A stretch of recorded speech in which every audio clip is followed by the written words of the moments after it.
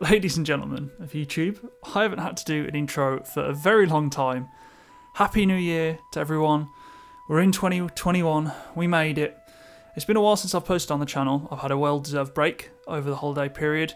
I had a little bit of time to consolidate on what I want to do for the channel for this year. I'm really excited. I'm still going to be cranking out videos and doing all I can. Things are going to change a little bit, but it won't deviate too much from what you've seen towards the tail end of last year. So, first big change for 2021 is, hopefully in all of its 4K glory, I have a brand new camera that I'm very, very excited to use. Today's video is basically an excuse for me to just get something out. So we're going to go ahead and take a look at one of the collection pieces that I have in my collection. And so yeah, we're just going to take a look through together and just see what the camera looks like. So let's get into this video.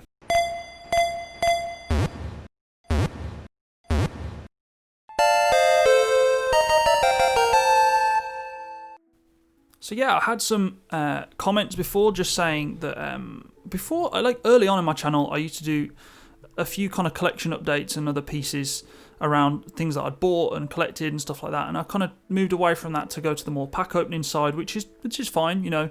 But I think there'll be a little bit less of the whole pack opening, booster box opening stuff, because there's lots of great channels that do that already out there, and we'll be focusing more, just like I'm doing myself, focusing more on the collecting side of the hobby, the kind of PSA grading side of things, the general ecosystem, a lot of the analysis videos and stuff like that, but also taking a look and focusing on the collecting side, which is really important. It's not just all about the money, it's about the pieces and the awesome, you know, bits and pieces of art that we have in our collection. So in here is a set that is very, very special to me. It is a full set of Shining Legends in Japanese. I collected this when I visited Japan 2 years ago. God, time flies.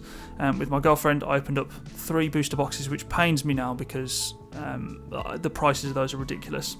So we're just going to take a look through this set of Shining Legends and, you know, just enjoy it, to be honest.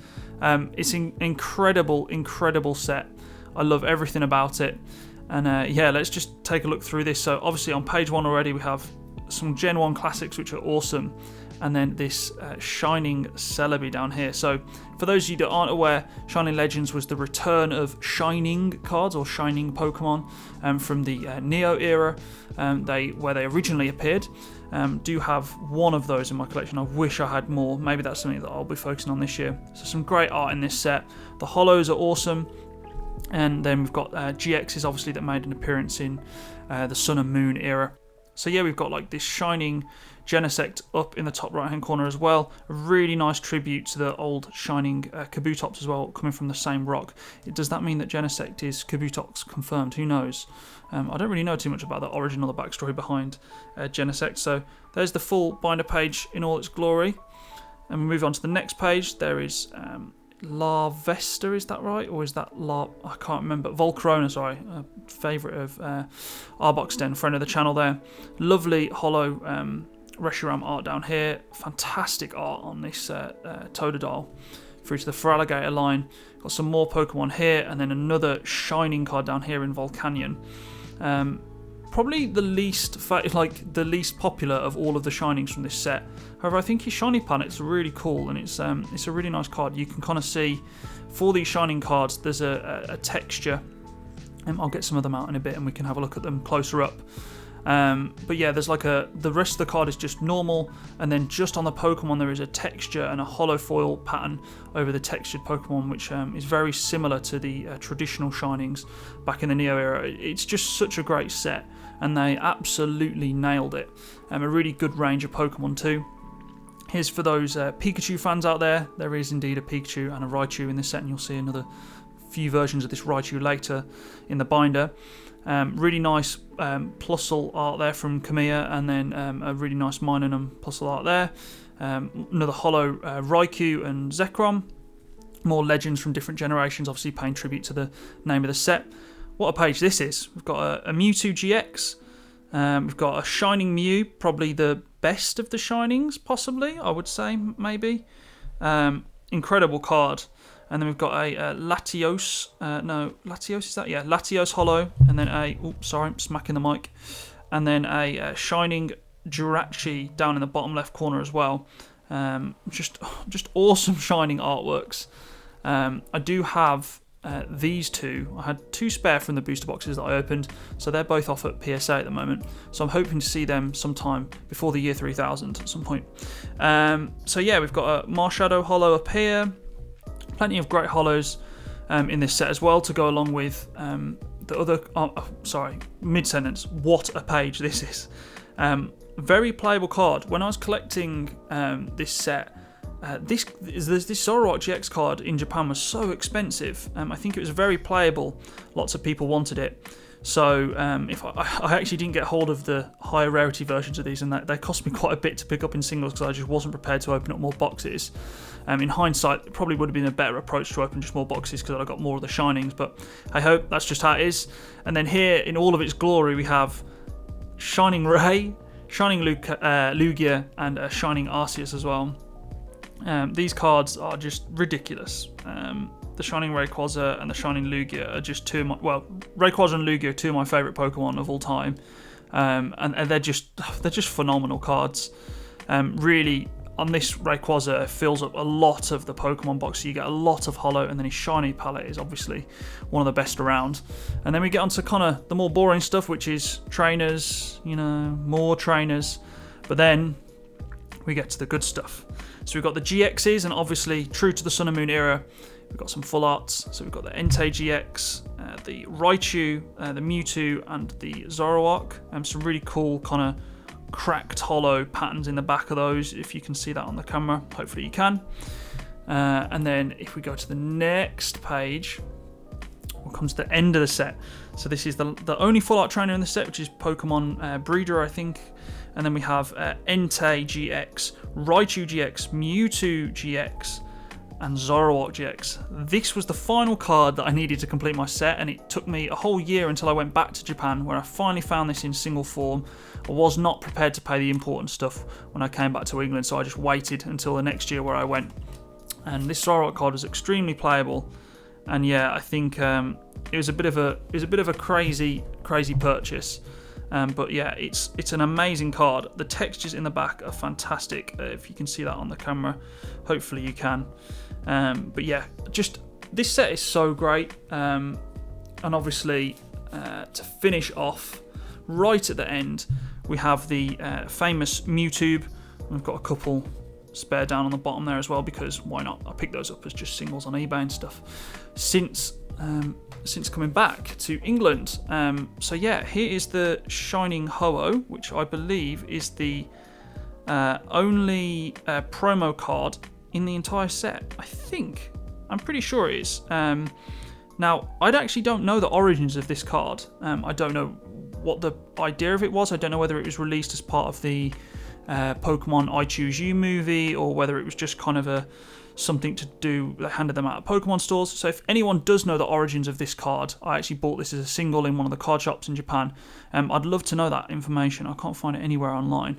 But yeah, it is an awesome card. So Shining Legends, a fantastic set that I collected, and has, some really great memories and personal memories attached to these cards as well, which is kind of what a lot of this collecting hobby is all about, right? So yeah, when I finally got back from Japan and it started to release out in England, I had to pick some of the product up for myself, managed to open up a few packs, pulled some good stuff myself as well. But yeah, I also picked up a lot of the English versions of the cards, so I've got some for cross comparison as well. So we've got the Shining Ho-Oh in English here. So you can kind of see that there's not really much difference, other than I believe the Japanese versions have more of kind of like a silvery effect. Maybe not, I don't know, maybe it is just the light that I'm catching. But the textures, I don't know, on Japanese cards just always seem to be more defined. Obviously, this was a promo included in the Shining Legends Elite Trainer box, and they did that differently in terms of the Japanese release. With the English release, sorry, they did things differently in that all of the Shining cards came as set cards, aside from this Ho-Oh in the Japanese release. Whereas one thing that really frustrates me, especially with the kind of English release habits, is that they normally take special sets and spread a lot of the cards into promos, which really frustrates me, because a lot of the appeal with these sets is that you want to try and pull them from the packs rather than just get them given as handouts with the boxes. So some of the cards that fell victim So that was indeed one of them was the Shining Lugia here. You can see from the Black Star promo down in the bottom left hand corner here. I'm just going to zoom in a little bit so we can get a bit more of these cards because they are very, very special. Let's focus right up in here. There we go. So we can see the Shining Lugia here. Just looks absolutely fantastic. But yeah, a promo card nonetheless. There is a Shining Rayquaza that I actually pulled myself, which I'm very happy about that. It's always great when you can pull the cards yourself. One of my favourite Pokemon of all time. Maybe you can make out some of the textures. There we go, if we pull some of the light off there, which is great. I mean, they're just phenomenal cards. The outline, the embossment, just...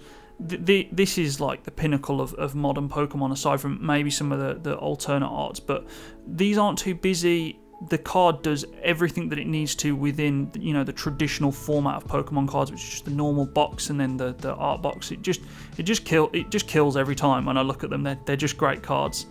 There is the other Shining Pokemon, the Shining Celebi, that fell victim to the promo onslaught for the English release. Another shame, but hey, I was just happy that it came over to English. And another great card, that lovely Pink Onion. There is, again, the least favourite, the Shining Volcanion. Have a couple of these. I managed to pull one of these myself as well. There is a Shining Legends opening on my channel as well, guys, if you wanted to go and check that out. I'll pop the link to that in the description down below. And then we have that Shining Genesect again. We have a Shining Jirachi. And then I don't actually own an English version of the Shining Mew, I don't think. So there is a couple of gaps in my collection, but I was kind of more than happy with my my Japanese set and a few spares that I had there, and a few of the spares that I have in English. I think I've got 3 copies of the Lugia and a few of the Rayquaza and stuff like that. So yeah, one thing with the English, the two main differences is probably to why I prefer the Japanese release, say, over the English release. Is so the main difference you can see between these two cards is, like I said before, one of the big things is the textures. I always find that the quality control on Japan is normally just, they seem to do a better job at making the cards just seem a little bit better. I don't know what it is. But yeah, the main difference being the borders, so and in more ways than one. So the yellow border on the English release and then the silver border on the Japanese release, I think they just look a lot smarter in Japanese. Let me know what you guys think in the comments down below. But yeah, I much prefer, even with some of the Pokemon who have kind of yellowy colour palettes just like this Ho-Oh, I think the silver is just like a one size fits all, and it just works for all of the Pokemon. The other thing with the Japanese is, again, due to quality control, these cards were just a lot better out the pack. Some of the full arts towards the back of the binder, I don't know if I can find one, maybe on the Raichu if I just get it out now. The only thing I can find with these cards is some of them have print lines, and I don't know, there might be one just like across his face maybe. Well, that might have been on the, oh yeah, it is. It's just along the top, so just along his forehead line. I don't know whether you'll be able to kind of pick that up on the camera. But Japanese cards, there you go. I think you can see it just there on his forehead. Japanese cards, the only real quality control issue I think in recent times with the modern stuff has been print lines. But otherwise, they do a pretty good job of kind of manufacturing the cards very well. Whereas with English, man, they just kill you. So the reason why a lot of these cards right here aren't in for PSA grading is the centering. The centering is just awful. Some of these cards are, like, in my eyes, will default to 9s. They're not within the bounds. Maybe I'm just being too harsh. But yeah, the centering's just not great. So you can see, like, thin borders on the bottom from the Genesect there. This Volcanion, sorry, is probably actually, it's actually okay centered. Maybe a bit thin on the top. And then this Rayquaza, again, is a little thin on the top compared to the bottom. Maybe within the bounds, and he's enough of a personal favourite of mine that I'll probably send the 2 of his cards off to grade. But again, just looking at those textures in there, just amazing cards. So yeah, that's kind of Shining Legends, guys. That was my little showcase of this part of my collection.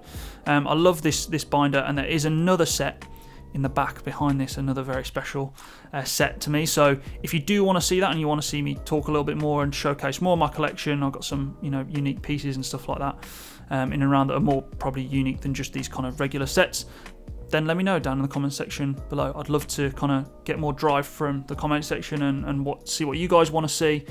And yeah, I'm always happy to kind of go through my binder and look at stuff, because that's one of the main reasons why I collect. I just love looking at the cards. So yeah, that's going to be it for today's video. I hope the camera quality, the picture, the video and everything looks you know, looks really good. I paid the money for it, so I'm hoping that it pays off. I am working kind of in the medium term to sort myself out at like an overhead rig, so I've got a lot more space to kind of maneuver about and record as well. So hopefully you guys enjoyed the video today. This has been Shining Legends. My name is Tojo. If you don't remember me from my absence over the Christmas period, I hope you guys all had a great Christmas and New Year's, and I'm wishing everyone the best for 2021. If you are new here to the channel, I'll do that little quick plug and just say it'd be awesome to see if you could subscribe and like and do all that good stuff. Maybe stick around for future content. But for now, I'm going to sign off, say bye. I wish you guys all the best of luck with all your pulls and whatever you're doing in the TCG at the moment, and I'll catch you in the next video. Peace.